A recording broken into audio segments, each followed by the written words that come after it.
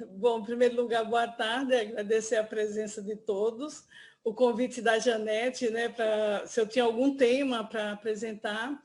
E assim, eu vou apresentar para vocês, foi um momento que eu usei lá na Faculdade de Economia da USP, quando a gente passou no doutorado, né, e a gente começou a se questionar o que era originalidade na pesquisa, com o nível de descobertas científicas e acadêmicas do momento. Então, eu fiz, aí começou, mas como faz pesquisa? Qual é a técnica? Qual é o método de pesquisa? Né? Quais são as técnicas para mensurar uma pesquisa? Então, então, a gente teve que se socorrer de metodologia científica. E eu usei, naquela época, em apresentar um tema com textos barrais. Então, aqui, eu fui um pouco fiel ao texto que está publicado na Universidade do Minho, em Braga, esses dois textos que eu vou apresentar aqui, eu condensei para um. Então, assim, um pouco fiel. Então, em alguns momentos, eu tinha que dar a impressão que tem alguém mais pesquisando sobre a Feberrae, porque eu estou falando de 1997, quando eu submeti o artigo pela primeira vez para a disciplina, que eu podia ali, ou perder ou ganhar a disciplina, né?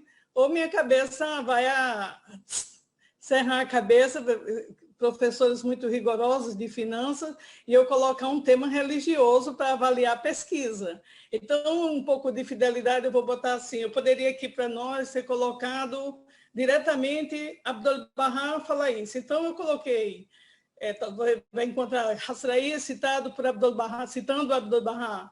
Por quê? Porque eu estava no novo, eu tinha que mostrar que alguém mais pesquisa o tema. Nessa época, não, sei lá, os patamares não estavam tão ainda inaugurados, nós não tínhamos jornal hoje dando cobertura, e sempre que vai a Israel mostra. Então, assim, de todo modo, não era muito conhecido o tema.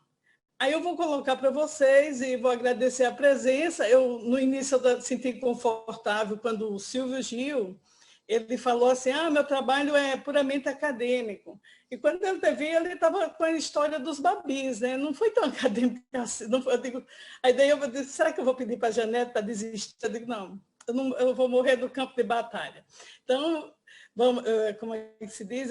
Vai ter uma ilustração e vamos ver se o que a gente pode apresentar, porque ele realmente encontrei os melhores métodos de pesquisa, a melhor explicação para os métodos de pesquisa no livro Perguntas de Resposta, de Abdul-Bahá. Então, nesse texto, eu comecei a analisar a metodologia da pesquisa, ciência e tecnologia, as formas de obter conhecimento de acordo com a Feberrae. E investiguei vários outros livros de pesquisa. Então, vamos abordar formas de conhecimento, tipos de conhecimento, tipos de pesquisa, desenvolvimento científico e tecnológico. Né? Até que ponto essa ciência hoje contribui para a humanidade, até que ponto nós temos grupos que pensam em questões já universais. Né? Acredita assim, você falou ainda há pouco que a fé vai acontecer, vai ter ebulição no mundo e a gente não compreende muito bem o assunto, mas vocês vão perceber nessa apresentação que várias pessoas já estão trabalhando para que isso venha a acontecer. A metodologia científica é uma disciplina que ela vive a serviço da ciência. Ela é uma disciplina a serviço da ciência. E como surge o conhecimento? Né? A metodologia ela adquire um nível típico de discussão teórica, inquirindo criticamente as maneiras de se fazer ciência, sendo algo instrumental dos meios, mas não tem propriamente uma utilidade direta na ciência, exceto para os metodólogos. Mas ela é fundamental para a produção da ciência. Então, como eu falei, é uma disciplina a serviço da ciência, está a serviço do conhecimento. Hasrai, ele apresentou em um relatório não publicado que o conhecimento ele surge quando as vozes do pensamento científico se interagem nas tendências tumultuosas da afetividade, na sala de aula, no momento de estudo, no laboratório, e abre frente aos nossos olhos novas perspectivas infinitas de reflexão. faz voar o nosso espírito no firmamento interminável da cognição e da emoção. E é nesse ponto que a ciência e o afeto se interagem para dar origem ao que nós chamamos de conhecimento. E nesse método de conhecimento, do método para obter conhecimento, eu encontrei no Esplendor da Verdade, que está hoje como perguntas e respostas, que a gente pode adquirir pelo sentido, pelo raciocínio, pela tradição e pela autoridade. Abdu'l-Bahá ele menciona que, de todos os sentidos, a audição, né, o olfato, o tato, ele percebe o nosso... A gente tem formas de percepção e de obtenção de conhecimento. Esse foi um dos métodos muito usado pelos filósofos europeus e considerado o método principal para se adquirir conhecimento. No entanto, ele dá uma perspectiva que nós temos no sentido, né, o que Abdu'l-Bahá nos fala, o poder da visão, que é o maior de todos, até a posição que ela se coloca. Mas ela tem qual é a limitação da visão? A limitação da visão é que ela nos permite ver miragem. Então, ele não é um método perfeito para se produzir conhecimento, mas é útil para a obtenção dele. O raciocínio, que esses métodos foram dados para Abdu'l-Bahá também, é um conhecimento da compreensão. O que acontece? O pesquisador prova os objetos de pesquisa pelo raciocínio, adere firmemente a lógicas e às provas que ele encontra. Todos os argumentos são provenientes de observação, leituras, experiências anteriores e prova-se fatos e argumentos lógicos. Razão de que, às vezes, há uma disputa, que a Abdu'l-Bahá não fala, mas pela minha experiência, há uma disputa, né, de quando se chega à compreensão, ou muitas vezes também se prender a uma crença, a um conhecimento, e por isso nós temos tanta divisão do conhecimento. Depois de algum período também, essas mesmas pessoas, eles revisam seus métodos, seus ensinamentos, e ele chega à conclusão também por argumento lógico, ou seja, ele provém da imaginação.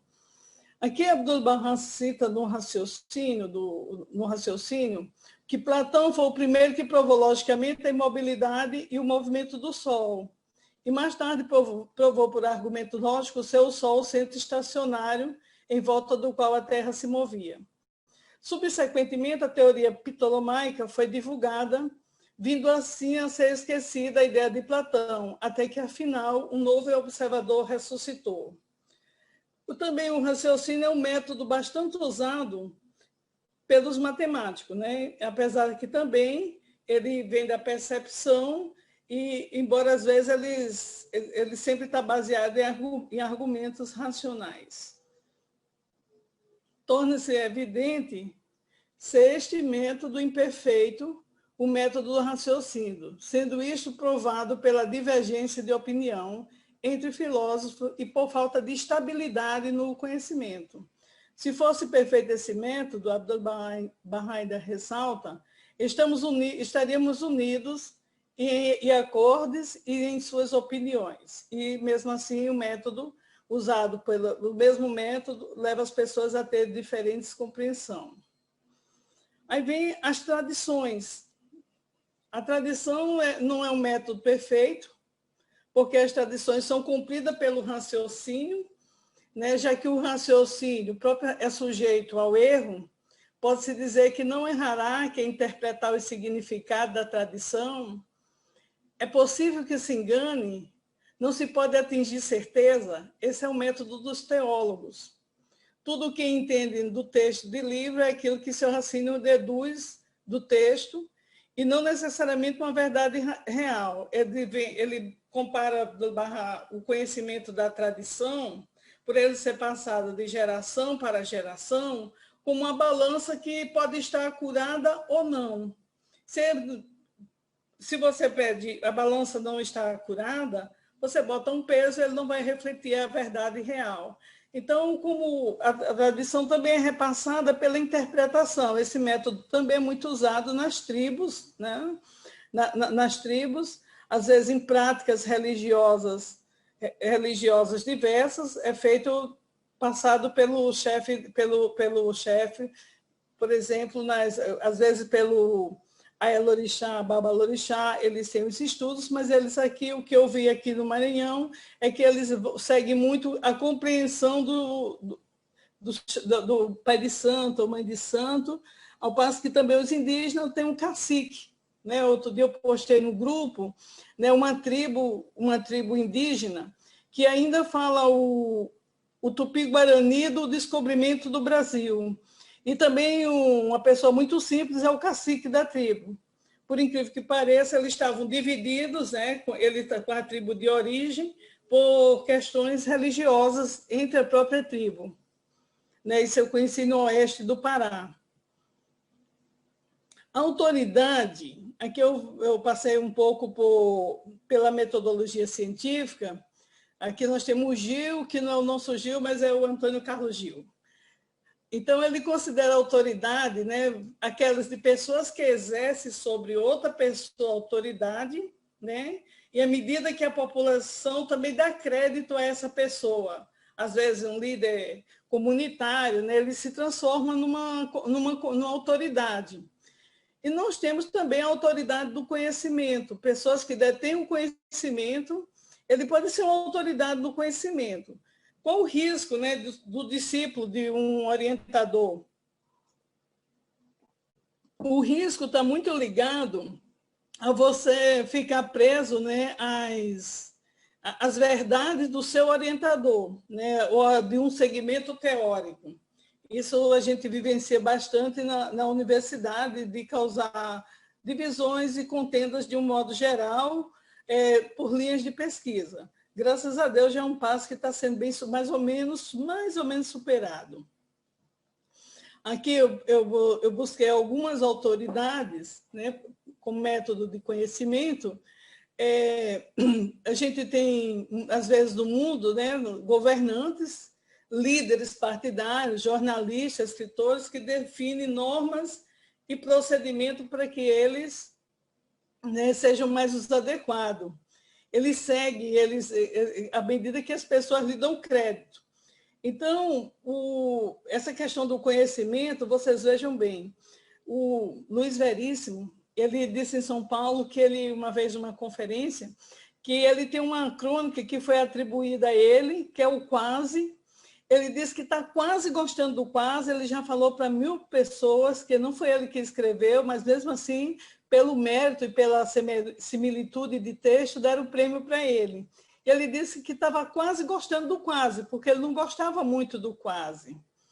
Então, assim, pela autoridade do conhecimento, alguns textos também foram atribuídos a Clarice Lispector, o editor do jornal diz que, diante da incerteza, mas o texto tinha a característica dos mistérios de Clarice. Então, não tinha autenticidade, mas foi atribuída a ela. Por quê? Ela tinha um conhecimento, uma forma de escrever em crônicas. Aí eu fui atrás de algumas figurinhas, né, que agora eu passei para o texto multimodal. Então, a gente tem aqui a autoridade de equipe, né? Você vê que tem um líder, autoridade de poder. Nós temos também autoridade em sala de aula, mas eu fui buscar, aqui eu tentei não pegar dos grupos, né, pegar já figuras públicas no site. Então, eu peguei aqui o Instituto Ruri, a gente já vê a diluição da autoridade, a diluição de poderes, né? O Instituto Ruri já mostra, não quer dizer que a gente vai perder a autoridade no conhecimento, mas a autoridade advinda por admiração, por lideranças. A FEBARRAE, uma das coisas que mais me chamou a atenção na fé era que, ao terminar a reunião, ninguém tinha, como eu sou da área contábil administrativa, ninguém exercia poderes sobre o outro.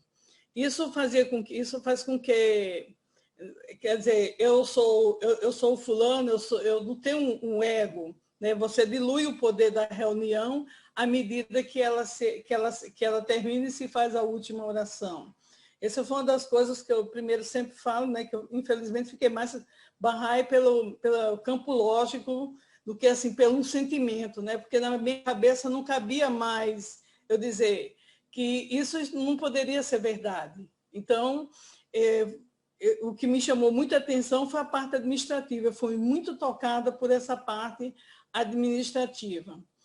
Então, a gente também tem autoridade no conhecimento, né? Para quem se tiver alguém aqui que esteja na iniciação científica, eu botei aqui uns termos que são típicos da academia, mas é para ajudar um pouquinho também no PowerPoint. É a iniciação científica júnior, que já é um modelo que está surgindo nas universidades. A gente era o quê? Nós trazemos o aluno do segundo grau para a sala de aula, que é a iniciação científica, esse IC, a iniciação científica, que é o próprio aluno já dentro da universidade, e a iniciação à docência. Isso aqui começa em 2004. Essa ênfase na iniciação científica, porque a universidade ela é muito fechada, ela é muito porta fechada. Nós não sabemos o que o pesquisador, às vezes, do nosso lado está sabendo. Então, de 2004 para cá, vem crescendo o movimento, quando o João falou sobre a popularização de ciência, que nós tivemos uma preocupação de começar a repassar esse conhecimento que está fechado nas muralhas acadêmicas e transferir para a sociedade, não só através da extensão, que é destinada a uma pequena parcela, mas para eventos públicos, de grande público. Então, na iniciação científica, quem tiver pela iniciação científica, é comum o apelo à citação científica. Isso é natural, né? Se tiver alguém que esteja fazendo trabalho, os seus primeiros trabalhos escrevendo, acho que escrever, eu não acho muito fácil, né? A tarefa de escrever, sempre se ele passa 1000 horas a gente escrevendo, apagando, até que chegar uma boa frase. Então, isso acontece muito na iniciação científica, há um apelo à citação. Agora, por incrível que pareça, quem está mais preocupado com essa iniciação científica é o pessoal de exatas. Assim, não tem tanto humanas, não está biológica, ciências sociais aplicadas, mas exata tem uma forte participação, inclusive, nos movimentos nacionais e internacionais. Né? Tem uma senhora no Ceará que ela faz as crianças do Nordeste, né, em cidades muito pequenas, participarem de eventos, concorrer em eventos de ciência internacional. Então, aí aqui o que eu já tinha falado, né, que o Pedro Demo, que também é metodólogo, ele confirma, né, o apelo do argumento da autoridade, porque o aluno se vê muito preso, ainda não, digamos que não dá passada com suas próprias pernas, né?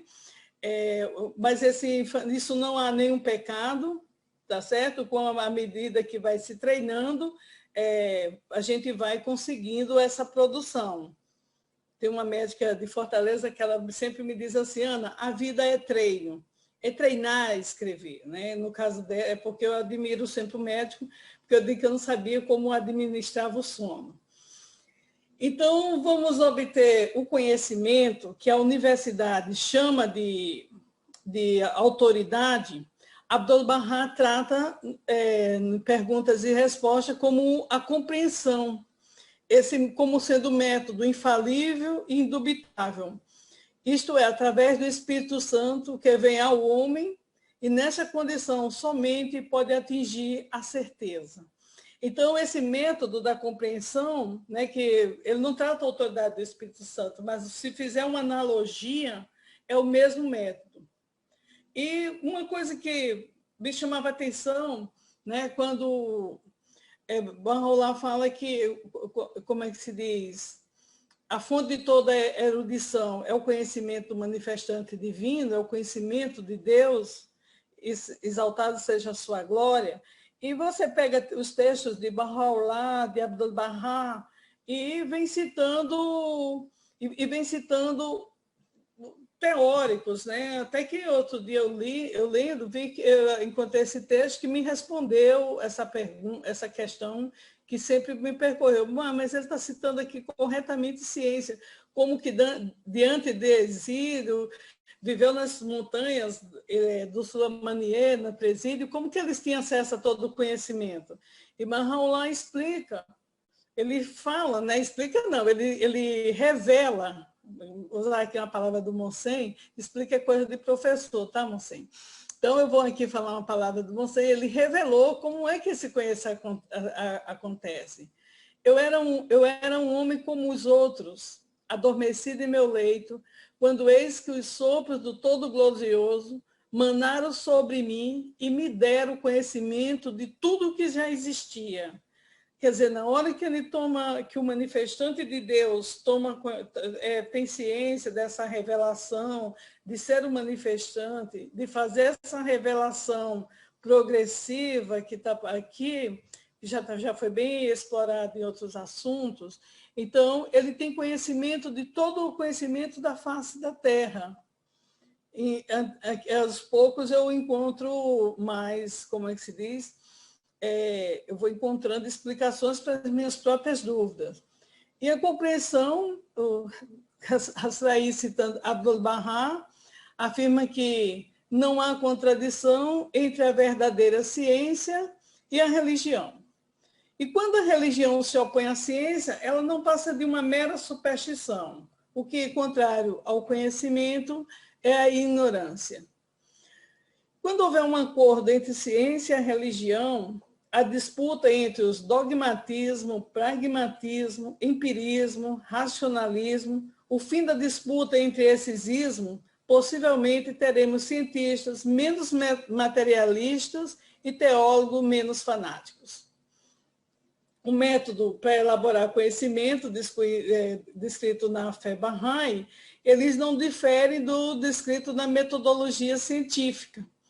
Então, assim, o conhecimento popular, na verdade, está ligado às tradições, né? Por exemplo, aqui em São Luís, se eu der um exemplo aqui da minha cidade, o mês de junho você aprende a dançar o folclore na rua, que é o Bumba Boi, você aprende nas ruas, você aprende de geração para geração. Não tem uma academia, uma escola que ensine. Então, esse conhecimento popular valorativo, reflexivo, sistemático, e que eu terminei de falar, né, que é o das tradições, que vai passando por uma pessoa que é denominada autoridade do conhecimento, nas tribos normalmente são os caciques, que vai passando para as crianças e vai ensinando. O conhecimento filosófico, ele é o conhecimento do raciocínio, é o método do raciocínio. Todas essas variáveis, que se lê o texto depois com calma, vocês verão que é o mesmo. O conhecimento religioso, aqui o dogmático, talvez eu tivesse colocado uma interrogação, porque assim, quando uma vez eu assisti numa palestra sobre o Kitab Aqidas, não, foi o Ruhollah, lá no Sultaniye, e eu perguntei assim, que eu disse assim, não, é a lei divina, é para se acreditar. E naquele momento eu tive, talvez por infantilidade, mesmo já uma adolescente bem madura, mas assim, eu perguntei, mas qual o risco de tornar-se um dogma? Então foi quando o físico do Equador ele me explicou que o nome dele é Samandaria, ele disse o seguinte, que o conhecimento, as leis de Baha'u'lláh não se transformavam em dogma, eles não seriam questionáveis, porque é como a lei da natureza. Então, a gente percebe, por exemplo, Newton não fez a lei da gravidade, ele percebeu. Então, a revelação divina, ela só torna dogma, no meu entendimento, quando ela parte para a autoridade, né? Quando ela vai para a autoridade. E o conhecimento científico, né? Ele é explorativo, ele é racional, é sistemático, é verificável. Aqui, gente, aqui é falível, né? Isso é bem... teve uma época, um livro só tem durabilidade de 5 anos, tem que ver revisar a edição porque ele está ultrapassado. E com o efeito da ciência, da tecnologia, esse conhecimento pode ser um espaço menor de tempo. As verdades acadêmicas elas são muito perecíveis, periódicos pequenos, porque vai se evoluindo de uma pesquisa a outra. É aproximadamente exato até que outro pesquisador não chegue à conclusão.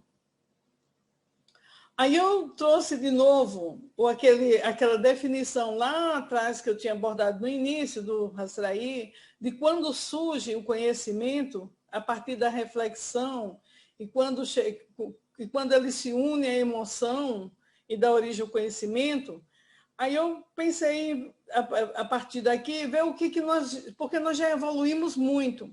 E como eu falei que esse artigo surgiu numa sala de aula, uma das coisas que a gente queria saber na época era o que era uma originalidade na ciência, mesmo em 1997. Então, assim, a originalidade ela pode estar na abordagem, na aplicação da teoria.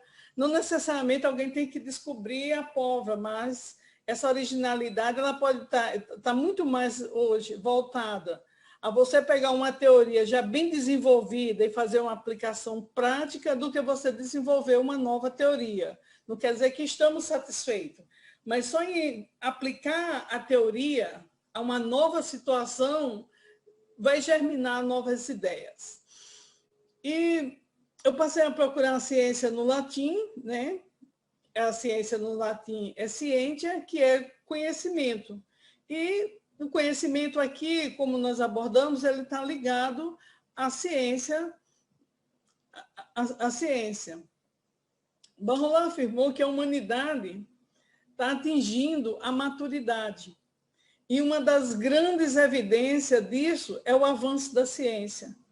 Quer dizer, a nossa maturidade de desenvolver, de caminhar, de ter harmonia entre ciência e religião, é que nós estamos desenvolvidos para essa compreensão. Para essa compreensão. Aí daí eu trouxe para a gente ver alguns fragmentos de ciência, né, que eu vou passar aqui, como o efeito da tecla Enter. Né? A gente se preocupa muito com o efeito estufa, mas às vezes a gente não se preocupa com o efeito da tecla Enter. Né? Essa tecla aqui, ela faz com que agora mesmo eu esteja conversando com Portugal, né? Poderia estar conversando com a Austrália, com uma informação. Isso se tornou também escapou o controle do mundo, foi o dinheiro do mercado financeiro. Né? Ele tornou-se um só. O dinheiro que, sei lá, ele dorme no Brasil, ele vai girar o mundo, esse dinheiro gira o mundo em menos de 6 dias. É o mesmo dinheiro. Se esse dinheiro ele parar em um país qualquer país, eu não sei se vocês sabem, mas quebra todas as economias mundiais. Então, é necessário, claro que tem regra para o dinheiro parar quando está sendo muito desvalorizado, tem aquelas regras do mercado financeiro, que não é o fim da nossa abordagem. Então, assim, mas o efeito dessa tecla, Enter, né? Às vezes, quando o pessoal quer falar de tecnologia, fala que o mercado globalizado. Se o mercado globalizado for por uma questão de interação de mercado, então o Brasil foi descoberto por uma questão de globalização, porque era para encurtar o quê? O caminho às Índias para buscar as especiarias. Então, assim, a globalização ela sempre existiu. O que mudou, o que vem mudando nesses últimos 30 anos, né? É o tempo de ocorrência que uma informação acontece, o tempo recorde, né? Que atravessa o continente em um tempo recorde. Então, aqui é um efeito da tecnologia e algo que já escapou o controle do homem. Né? Então, assim, a gente está falando de ciência, de algumas situações globais. Essa é uma situação que ilustra muito bem isso. E uma outra coisa que ilustra a briga entre nações, né, é o valor agregado e a matéria-prima. Né? Então, eu sempre trago um exemplo da vovó, né, como uma engenheira. Né? Se a gente tiver, só para a gente entender esse valor agregado da tecnologia, disputas de mercado, nós vamos pensar o seguinte numa banana e bananada. Uma banana, sei lá, uma dúzia de banana custa R$ 2. Por quê? Porque gera um emprego de colher banana. Mas a bananada, ela vai precisar de outros ingredientes, né? A energia térmica do fogão, ela vai precisar do trabalho especializado, do conhecimento, e ela é um produto de valor agregado. Então, possivelmente, 1 quilo de bananada vai custar R$ 10. Então, isso aqui é o que ainda falta a gente fazer o quê? Pegar um mecanismo econômico, como a economia de custo de transação, onde Ronald Coase descobriu, revelou esse método, né? Chegou a essa teoria em 1937, que as pessoas poderiam cooperar e competir simultaneamente. Que também adiciona isso a clusters empresariais. A economia de custo de transação ela foi retomada em 69 por Williamson, economista americano, e o Williamson, em 85, foi o Nobel da Economia. Ou seja, eu posso aqui no mercado local, vamos dizer, se tivesse Curitiba, né, vamos dizer, João, pescar em Curitiba não dá certo, então você tem que vir para São Luís. A gente pode pescar aqui, no mercado nós somos competidores. Mas, para que a gente fizesse uma exportação internacional, nós mesmos seremos cooperadores. Né? É um exemplo bem simplório dessa economia e desse exemplo. Já foi usado no Chile, foi usado na Índia, e onde foi usado deu certo. Agora, há uma diluição de poderes, mas vira e mexe, os clusters empresariais...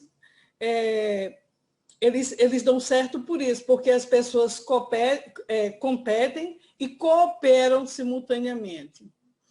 Aí eu quis dar aqui uma ideia do valor agregado, né?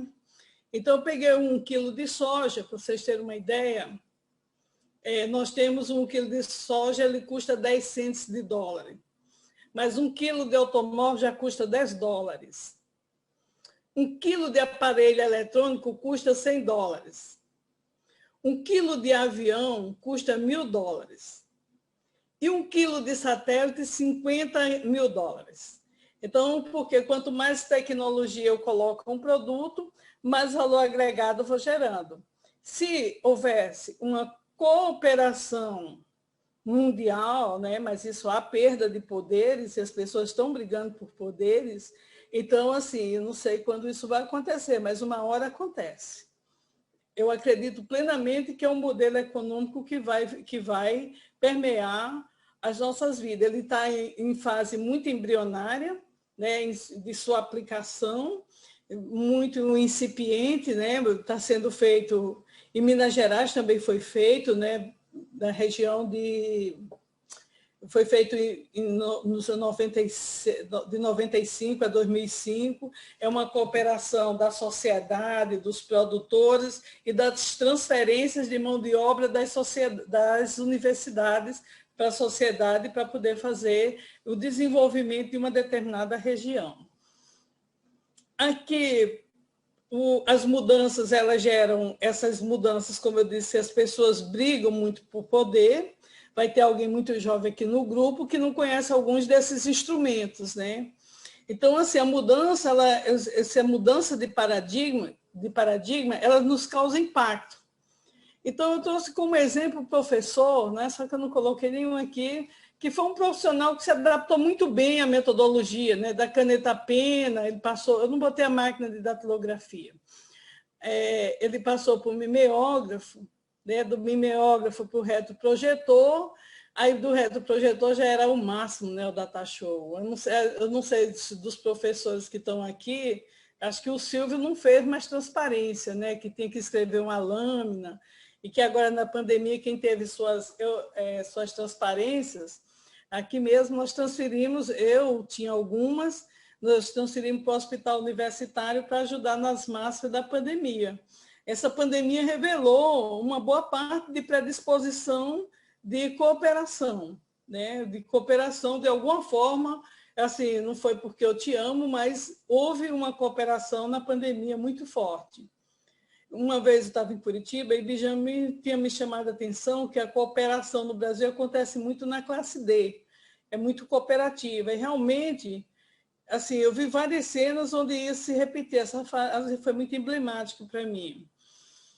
O professor evolui desses equipamentos e começa com... Aqui, gente, eu me sinto essa própria professora, sabe? Aqui dando aula, o aluno com o celular na mão, isso aqui era uma realidade em 2010, e a resistência dos meus pares, né, dos professores, em adotar o ensino à distância, porque nós estamos muito apegados ao ensino presencial. Então, assim, o aluno está aqui dividido entre tecnologia e o presencial, estamos trocando o lápis pelo mouse, né? Isso aqui é o ensino à distância, a polarização do ensino à distância no Brasil. Isso começou mais cedo em Santa Catarina, né? A Universidade de Santa Catarina é muito pioneira no ensino à distância, e nós perdemos o colega de sala de aula para ter o amigo de encontros, né? Porque no ensino à distância o ensino à distância, ele é excentricamente, né, ele tem a obrigação de ter uma prova presencial. E ele não é o ensino à distância, ele não é ainda o ensino remoto. Por que ele não é o ensino remoto?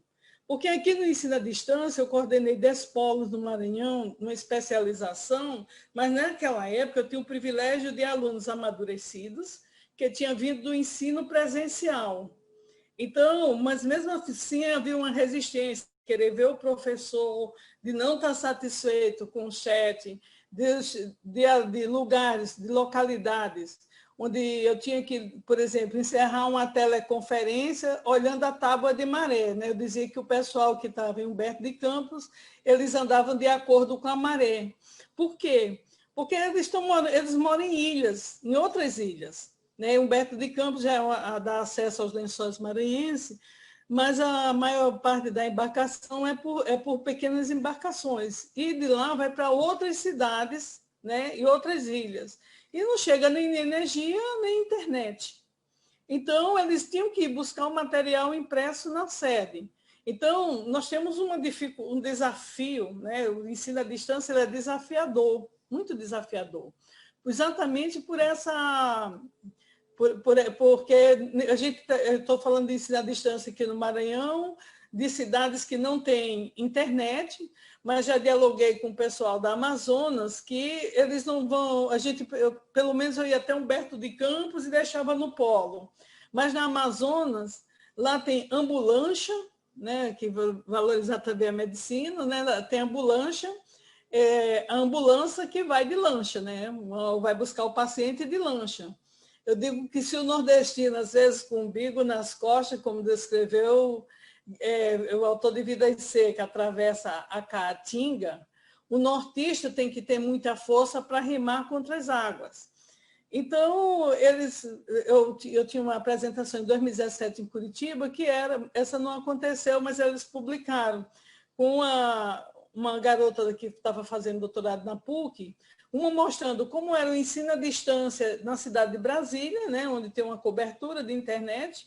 Aqui no Maranhão, que eu estava lidando com pessoas que estavam em algumas cidades que tinham cobertura de internet, outras cidades não tinham cobertura e outros que andavam de lancha para chegar até o polo. Essa é a realidade do Brasil. São os diversos Brasis dentro do meu continente Brasil. E daí, isso aqui não estava satisfeito, muitos cursos estavam resistindo a se adaptar à modalidade à distância, e daí vem um bicho invisível, e antes disso aí vem um bicho invisível que vai para o ensino remoto. Mas antes disso, como eu estava falando para vocês, né, que esse fenômeno, não sei se vocês estão percebendo, né, nós começamos o processo que também é conhecido como difusão científica, que é o da popularização de ciência. Esse professor aqui, o professor Antônio Oliveira, é o ex-vice-reitor da UFMA, mas ele integrou o movimento do Brasil de tirar a ciência das muralhas acadêmicas e trabalhar com a população. Então, assim, ele fomenta a ciência, ele fomenta a ocasião de mostrar que está acontecendo o fenômeno. Então, quando acontece 2 luas novas no mês, acontece a cada 2 anos, a gente tem um fenômeno da lua azul.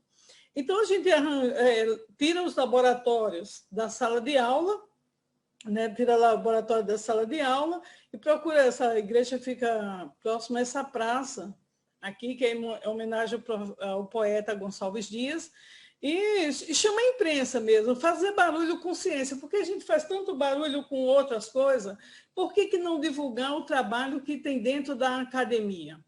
Então, a gente... Aí o quê? Esse é um trabalho meio que pesado, né? Porque tem que ter força para segurar esses telescópios, né? A gente tem que anunciar, e quando a gente menos espera, a gente tem praça pública, nós temos evento. Eu participei de 6 anos desse projeto, foi muito gratificante, porque, assim, quando eu elaboro um artigo científico, quem vai ler esse artigo científico? Uns 8 alunos, umas 10 ou 15 citações, mas quando eu levo um experimento científico para uma praça pública, quantas crianças, mendigos ou moradores de rua, meninos que vivem em casa de repouso, de tratamento, têm acesso à ciência? Então, aqui é um movimento que ele apareceu no Brasil, ele começa a aparecer no final de 99, mas se consolida em 2004 no Brasil. Eu só vim conhecer esse movimento realmente em 2009, né? Que esse também foi muito apaixonante, gratificante, mas, assim, às vezes, algumas estruturas, eu vou mostrar para vocês, nós chegamos a ter público de 50 mil pessoas numa semana. Às vezes, 10 mil pessoas visitam os estandes. Então, aquele conhecimento que está preso nas muralhas acadêmicas, esse movimento é da gente levar a ciência para a rua. E, como educadora, eu comecei com o ensino de base. Mas que é da área financeira, vem aquela pergunta bem tradicional. Escuta, você dá aula ou você trabalha? Se eu disser que só dá aula, eles acham que a gente não trabalha. Aí eu brincava, eu tenho um hobby, né? E depois eu passei para esse evento aqui, e uma vez no ano a gente se encontra também com pesquisadores do Brasil no Circo de Ciência, né? Aqui ainda em São Luís, aqui a gente faz parceria com o Estado, sai literalmente da zona de conforto. Isso aqui é tendas, ciência sobre tendas, né? A gente vai dar aula para ciência, fazer exposição para as pessoas que aparecerem. Então, as parcerias elas acontecem, mas a iniciativa tem que partir de quem detém o conhecimento na mão. E, nesse caso, são os professores. Minha vontade foi de retornar ao ensino de base. Um dos meus planos de aposentadoria é coleta de lixo em praia, limpezas de praia, né, que já fiz 2 coletas, mas parei em função da pandemia. Mas aqui a gente levava, que a gente teve nesse ano aqui, nós tivemos mais ou menos 90 mil pessoas visitando o evento de ciência, né? Brincar com ciência lúdica e interativa. Aqui foi um eclipse que aconteceu em 2015, foi em 24 de setembro. Então, assim, muitas partes do Brasil não teve o privilégio de ver o fenômeno, e, normalmente, aquela praça que estava na parte superior, onde eu estava com os telescópios, aqui a gente está na parte de baixo, tem outra praça muito próxima. Então, esses espaços públicos. Outro dia eu fiz uma pergunta, né? Será que nós não estamos ensinando muito na área de conforto? Porque quando você pega e vai para a rua, claro que tem que ser organizado com todas as licenças que a burocracia da cidade, ou o estado, ou o país exige, mas a gente tem um público muito maior. Mas uma coisa que eu digo a vocês, tem que levar interação, porque onde tem interação, tem integração. Para nossa surpresa, nós levamos 6 telescópios, né, unindo do laboratório aqui em São Luís, mas a população levou mais de 20. Então, a população tinha em casa e não sabia usar. Então, chegou um momento aqui nessa dispersão que nossos amigos eles foram ajudar a montar telescópio para que as pessoas tivessem a oportunidade de saber usar seus equipamentos, né? E a gente outra vez sai da posição de professor e vai realmente para a de montagem, para ensinar a como usar o equipamento e observar o eclipse. Então, aqui eu não coloquei, né? Mas a cada SBPC essa SBPC é a Sociedade do Progresso da Ciência. Nós nos reunimos a cada ano e a gente se reúne num circo de ciência. Né? Depois, se alguém acessar meu Facebook, na parte de aula vai encontrar um circo de ciência. Eu tive em várias cidades brasileiras. E esses recursos estão disponíveis há um tempo para a gente fazer encontros. Né? Agora, as pessoas resistentes, agora, nós estamos trabalhando o movimento de rua, através também de live. Eu não acredito que nós estamos no novo normal. Eu acredito que nós estamos na formulação de um novo normal. Então, aqui a gente encontrou essas ferramentas, os resistentes ao ensino à distância estão fazendo ensino remoto, porque não é a mesma coisa ensino remoto e ensino à distância. Porque o ensino à distância, você tem uma equipe para gravar teu vídeo, para colocar em página, você tem um tutor para te ajudar em sala de aula, e nesse momento não, todo mundo voltou para reaprender, né? Ou para aprender a lidar com essas ferramentas. Essas ferramentas estão disponíveis, já tem um tempo, está disponível, né? Recentemente é Zoom, o Team aqui da Microsoft, aqui o Meet, mas o Skype, já tem muito tempo o Skype. E nós não fazíamos esse encontro. Eu estava com uns 16 anos, que eu não encontrava muitos dos amigos barrais, quase uns 16, outros 14 anos, que eu não os encontrava, outro mais tempo. E agora nós tivemos um inimigo invisível que nos botou dentro de casa e nós fomos perceber que nós temos ferramenta para efetuar esses encontros. O que tornou os nossos finais de semana, pelo menos eu vou falar por mim, muito agradável. Então, assim, aqui eu escolhi uma foto do nosso próprio grupo aqui, né? Tá, eu estou em Brasília, nós estamos aqui numa reunião, como a do Tom, uma reunião intercontinental.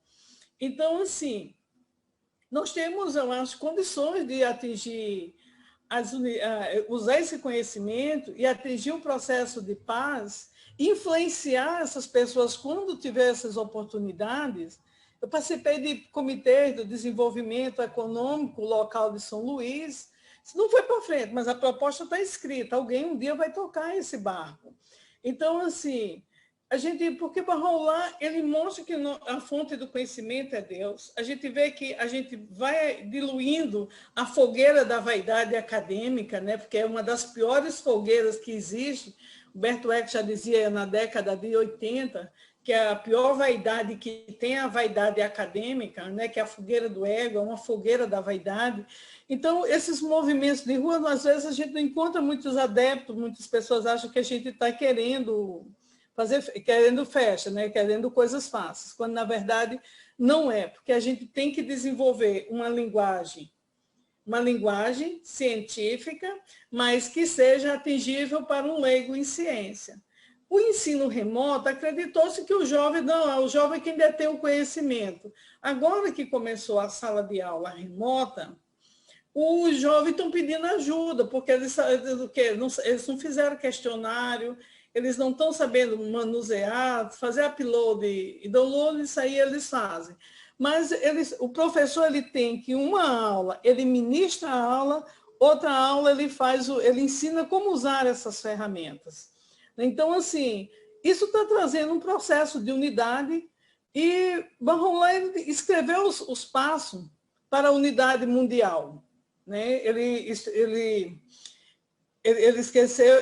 escreveu os passos que, no chamado das nações, tem os passos, tem as 7 velas para que a gente chegue à unidade mundial. Dessas 7 velas, eu vou abordar 2. A dos pensamentos em projetos mundiais e a vela da unidade de religião, que é o primeiro. Ele diz que a pedra mais fundamental é o alicerce para o estabelecimento das outras, mas não é a primeira. Então, a primeira é no reino da política, né? A segunda vela é nos pensamentos e projetos mundiais. E por aqui eu fui chamando fui atrás de alguns, como é que diz, pingos de ideias, né? Ainda não chega a ser chuva de ideias, é alguma preparação de uma chuva de ideias que a gente está chegando em alguns pensamentos mundiais, mesmo dentro da academia. Então, se nós, e quando a gente está fazendo isso, eu quero dizer para vocês que a sociedade ela é adepta disso.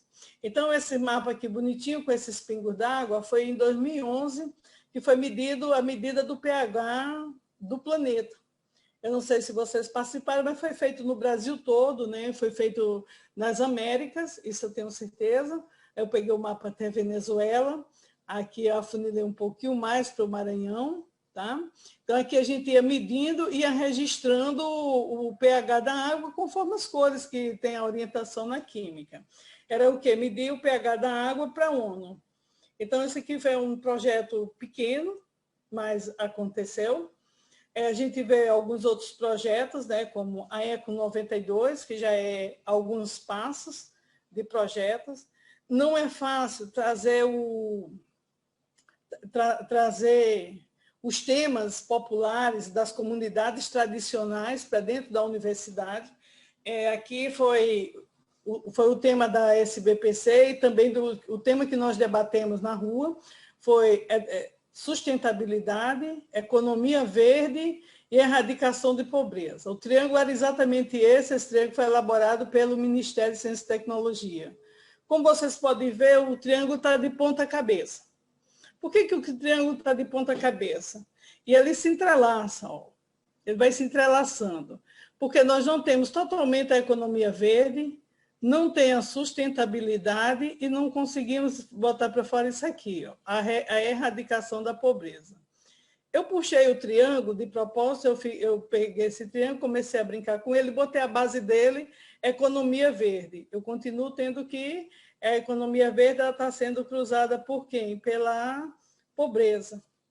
Se eu erradicar a pobreza, eu passaria para quem? Se a nossa base é pobreza, nós estamos em busca de quê? De sustentabilidade e de uma economia verde.